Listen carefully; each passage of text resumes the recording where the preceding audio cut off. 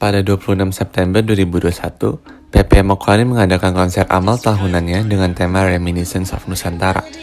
Ditayangkan lewat YouTube, menghadirkan Miselia, Raisa, dan Rizky Febian, konser ini sudah ditonton lebih dari 12.000 sanak riang. PP Mokari berhasil menyumbangkan lebih dari 135 juta rupiah kepada Happy Hearts Indonesia. Inilah behind the scene of Sangkuriang 8 2021. Halo semuanya, gue Anthony. Gue adalah Head of Post Production di Sangkuriang 8 tahun ini. Nice to meet you.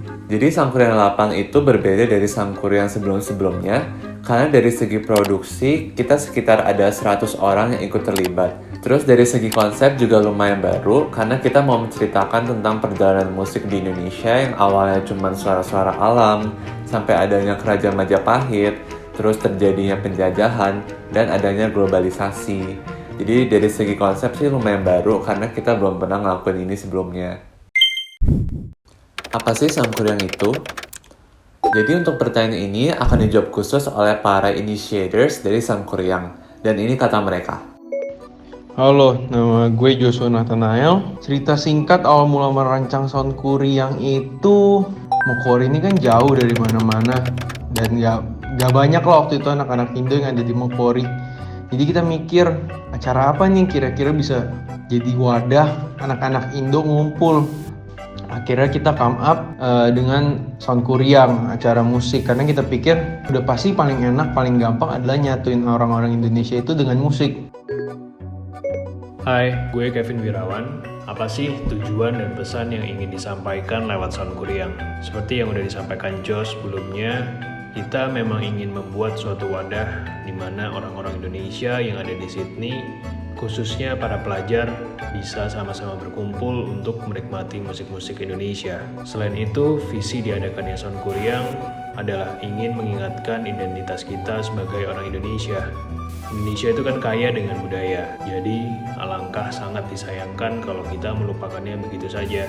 Oleh karena itu, melalui musik, kita berharap sebagai bahasa yang universal akan selalu mengingatkan kita kepada tanah air tercinta. Halo teman-teman PPIA dimanapun kalian berada. Perkenalkan, nama saya Alvin Sugiarto Lukungan. Untuk mengentalkan budaya Indonesia, maka kami memilih untuk memakai nama yang berasal dari cerita rakyat Indonesia dan terpilihlah nama Sangkuriang. Namun kami ingat bahwa kami ini adalah pelajar Indonesia yang berkumpul dalam sebuah wadah yaitu PPIA Macquarie. Maka dari itu, kami menggabungkan identitas kami sebagai pelajar Indonesia di Macquarie dengan budaya Indonesia pada sebuah nama untuk acara ini. Dan muncullah nama Sangkuriang, di mana nama ini membawa arti sound yang artinya suara, QU atas kepanjangan dari Macquarie, dan kata terakhir adalah riang. Sehingga arti Sangkuriang ini sendiri adalah suara Macquarie riang. Jadi apa yang sebenarnya diceritain di Reminiscence of Nusantara?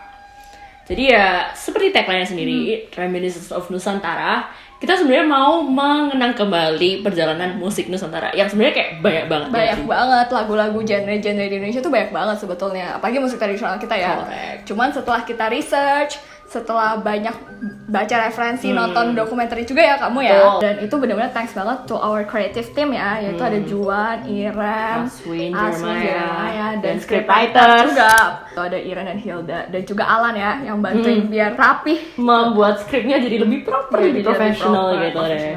Akhirnya kita persingkat, kita padetin, Simple. ya persimpel menjadi hanya 3 era gitu. Dan jadi 3 era. Dan kita juga pilih genre dan lagu-lagunya Yang juga paling top. beberapa yang paling top 5 ya. Ada apa aja Del? Ada gamelan, angklung, terus Keroncong, dangdut, dan diakhiri sama pop gitu. Dan kenapa dibagi jadi 3 era? Karena setiap musik ini kan nggak bisa lepas dari segi sejarah Indonesia ya. Betul. Jadi makanya kita bagi jadi 3 era. Di era pertama itu kita cerita tentang dimana dulu tuh belum ada apa-apa ya. lebih kayak alam gitu. Ya, Nggak bener-bener ada- belum ada lagu-lagu, Iya, nggak ada betul. musik tradisional tuh bahkan belum ada gitu ya. Iya. Cuman suara-suara dari alam. Dulu denger-denger suara dari hutan itu udah yang kayak mengira itu majestic banget. majestic banget gitu. Jadi kayak bahkan makanya dulu tuh orang-orang ritual itu pakai suara-suara dari bambu-bambu. Makanya ada kledi. Masuk ke zaman kerajaan ya. Di zaman kerajaan kan ada yang paling terkenal itu gamelan sama angklung sampai sekarang ya. Udah gitu masuk ke era kedua, Del. Betul. Mana? Era kedua ini tentang penjajahan gitu. Karena Iya. apparently selain kita dijajah itu kayak memang ada sisi negatifnya, tapi sisi positifnya itu sebenarnya kita jadi dapat influence dari Iya. para penjajah ini kan. Iya. Contohnya kayak ada yang keroncong, dangdut, itu sebenarnya Awalnya kayak dari fado, mereka. awalnya dari fado kan. Fadonya Udah gitu, para soldiers gitu. Iya, berakulturasi menjadi keroncong. Dan keroncong itu ada ininya ya. Ada artinya kan? Ya Apa kenapa tuh? keroncong? Karena suaranya tuh bunyinya Cereng-trong. cereng-trong, jadi namanya keroncong. Kan? Udah merdeka, kita masuk ke Dangdut, di mana Romai Rama itu sebagai founding fathers of dangdutnya sendiri. Makanya kalau nanti di bab 4 di visual tuh ada poster-poster Romai Romai Rama. Rama, yaitu karena mau tunjukin kayak ini loh lagi eranya si dangdut banget gitu Betul. kan. Masuk ke era ketiga yaitu globalisasi. Nah, sebelum globalisasi ini kalau kalian nonton konser kita itu ada semacam perang dunia kedua. Kenapa sih sebenarnya kita tuh masukin perang dunia ke konser kita nih? Soalnya kita itu sekalian mau itu kan bring up world peace day ya itu Iya, kan. Dan dari sisi musiknya itu sebenarnya selesainya perang dunia kedua ini juga membantu berkembang pesatnya globalisasi, Iya. berkembang pesatnya teknologi dari transportasi atau even kayak teknologi yang dari yang berhubungan sisi- sama musik ya. ya. Dan apparently gara-gara itu kita jadi lebih terinfluence sama negara-negara western, jadi Iya. kenal yang pop lah, Jazz, jadi jazz, blues, blues, dan semuanya iya, itu banyak banget. karena globalisasi. Makanya kalau kalian lihat di visualnya Visualnya. sendiri itu kan juga kita ada mention beberapa transportasi ya nggak sih? Iya. Ada 3. Ada perahu, Perahu. udah gitu ada kereta, kemudian ada pesawat. Karena ini sebetulnya transportasi yang dipakai pas perang udah gitu, tapi jadi komersial ya. Dan sebetulnya era ketiga ini yang paling ini ya, yang paling klimaksnya ya. Karena yang kayak Betul. banyak sih yang pengen kita sampaikan gitu bahwa kayak di sini tuh si Aksal ini kayak terkekang gitu ya. Dia kayak juga takut lah dari ketidakdamaian dunia, dari apa ya, perang dunia yang ya obviously pasti kayak sangat-sangat dark gitu lah ya. Iya, tapi dan udah gitu dia berusaha untuk lari dari situ dengan menggunakan si transportasi tadi dan masuk ke Meja perubahan teknologi, di mana di sini sebenarnya kita mau meng-highlight kalau perkembangan teknologi ini juga jadi salah satu bibitnya musik Indonesia itu semakin berkembang gitu kan. Iya. It's a safe haven lah for us gitu. Makanya nanti kalau misalnya nonton konser kita tuh tali-talinya mulai terlepas gitu-gitu, itu mau menggambarkan kayak ya ini loh kayak yuk kita berdamai. Lewat musik kita bisa berdamai. Ya, spread the peace kan katanya gitu. sendiri. Iya benar banget gitu.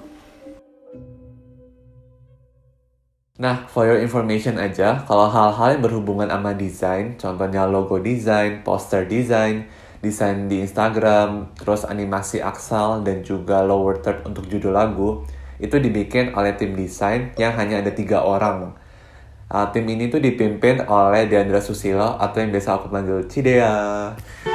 Nah, sharing sedikit tentang desain Sangkuriang nih, mulai dari color palette. Jadi kalau kita lihat dari social media konten, poster, thumbnails, semua nuansanya merah dan gold. Tapi sebenarnya merah itu bukan pilihan final kita. Jadi waktu kita brainstorming pertama kali, ideally kita selalu come up dengan 3 konsep dengan style guide dan inspirasi yang berbeda sebelum akhirnya kita develop dari situ. Jadi kita punya konsep A, B, dan C. Nah, kita udah coba palette yang lebih dark, di mana hitam yang lebih mendominasi, jadi kesannya lebih misterius dan serius. Ada lagi color palette yang lebih menjurus ke arah royal blue yang looks-nya lebih premium dan classy. Dan karena konsep tahun ini tentang perjalanan musik Indonesia dari zaman dulu yang lebih tradisional ke zaman yang modern, kita pengen come up dengan sesuatu yang bisa melambangkan 2 periode waktu ini. Dan kalau kita perhatiin setiap tahun dengan konsep yang berbeda, logo Sangkuriang itu juga selalu berubah. Nah, dari situ kita setuju untuk menggunakan pattern batik yang sangat khas Indonesia, yang aku yakin semua orang tahu bahwa batik adalah aset kebanggaan yang cuma Indonesia yang punya. Nah, pattern batik yang dipakai itu juga ada lambangnya sendiri. Jadi, pattern batiknya melambangkan simbol high class dan sesuatu yang klasik. Nah, pattern ini juga dulu sering dipakai di zaman kerajaan oleh sultan-sultan. Nah, untuk menambah kesan modern dan tradisional di waktu bersamaan, kita juga setuju untuk pakai overlay gold di atas pattern batik itu. Nah, ketika kita eksperimen dengan warna merah, di saat itu kita mantap kalau warna merah ini 100% perfect melambangkan spirit Indonesia. Nah, coming up next, Aksal. Aksal.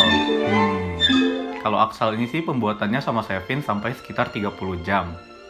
Nah, Aksal ini referensinya kita ambil dari Pinocchio, tapi dibuat menjadi kartun 2 dimensi, beda dari backgroundnya. Jadi Aksal ini kelihatan lebih menonjol dan lebih eye-catching. Karena Aksal ini sebenarnya bukan dari dunia konser, tapi dari dunia nyata yang dibawa masuk ke dalam perjalanan Sang Kuryang 8 tahun ini. Nah, kenapa referensinya Pinocchio? Karena filosofinya diambil dari cerita Pinocchio sendiri yang dibentuk oleh masternya. Sama halnya dengan Aksal yang dicerita ini dibentuk oleh Nyonya Sundari. Lalu kalian tahu nggak kalau detail-detail kecil seperti baju yang dipakai Aksal itu bahkan di research loh sama tim kita, disesuaikan dengan pakaian yang sedang populer pada zaman genre lagu-lagunya. Nah, seperti yang sudah diceritakan Adeline dan Dian di bab 1, bahwa konsep acara dari Sang Kuryang 8 ini adalah menceritakan perjalanan musik di Indonesia. Maka dari itu, kita juga sesuaikan dari segi musiknya. Dimulai dari research dan juga memilih lagu sesuai dengan eranya. Nah, kalian sadar nggak kalau di Sang Kuryang 8 itu, lagu-lagu yang dipakai tahun rilisnya berurutan loh. Dan juga banyak lagu-lagu top hits yang dirubah dari supposed genre-nya. Contohnya adalah Riff of Dangdut versus Keroncong, di mana ada lagu Surat Cinta, Cintaku, dan juga Pergilah Kasih yang seharusnya genre-nya adalah pop tapi dirubah dan dipadukan dengan konsep modern yaitu Riff Off dari Pitch Perfect. Jadi di acara Sang Kuryang 8 ini kita ingin memadukan konsep modern dan juga konsep tradisional yaitu keroncong dan dangdut. Kenapa? Karena kita ingin bernostalgia sekaligus memperkenalkan musik tradisional Indonesia yang patut diapresiasi kepada para penonton yang mungkin masih asing. Salah satu tantangan di bagian musik adalah saat mencari music director, karena budget kita yang tidak terlalu besar dan juga mencari yang satu taste dan satu visi. Tapi untungnya ada salah satu teman yang kebetulan juga bekerja di bidang musik dan tertarik untuk menjadi music director dari Sang Kuryang 8 ini. And here he is, Goldan Tambayong from Biru Baru. Halo, nama saya Goldan.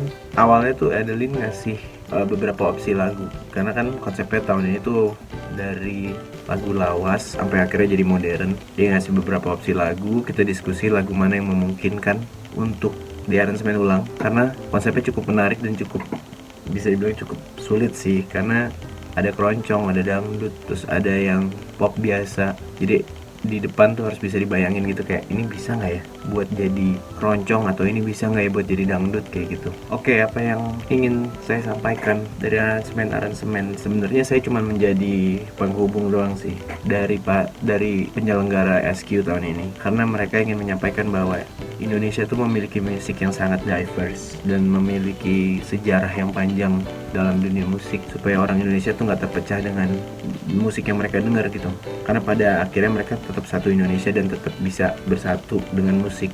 Itu makanya kenapa di akhir tuh ada lagu bebas yang akhirnya dinyanyiin bareng-bareng. Kalau kalian nonton fullnya, dari penyanyi dangdut, dari penyanyi keroncong, penyanyi lagu daerah, semua ikutan nyanyi di situ. Kalau dari saya pribadi, saya ingin menyampaikan bahwa musik bisa mempersatukan semua orang sih, terlepas dari apa genrenya. Kami mau meng-highlight bahwa gamelan, angklung, kolintang, apapun itu musik instrumen daerah manapun itu masih lestari sampai sekarang, dan bahkan bisa disandingkan dengan musik sekarang gitu. Jadi jangan pernah melupakan Indonesia punya alat musik kayak katanya Soekarno, jas merah. Jangan sekali-sekali melupakan sejarah. Lagu Nyawa dan Harapan tuh merinding banget sih buat aku ngedengerinnya saat ini gitu. Lagu Nyawa dan Harapan dipilih untuk dinyanyikan bersama-sama dengan PPI Talents itu karena lagu ini mencerminkan situasi yang dialami kebanyakan orang di beberapa bulan sampai 1 tahun belakangan ini, di mana masa pandemi banyak orang merasa kesulitan dan memerlukan harapan. Dan juga filosofinya sudah berabad-abad ada perdamaian dunia, tapi banyak orang yang belum sadar bahwa belum 100% dunia ini damai. Dan juga dari lagu ini dinyanyikan bersama teman-teman kita dari belahan dunia yang lain, menunjukkan bahwa kita sebagai pelajar Indonesia yang merantau untuk belajar di luar negeri itu tidak lupa dengan homeland kita, dengan Indonesia.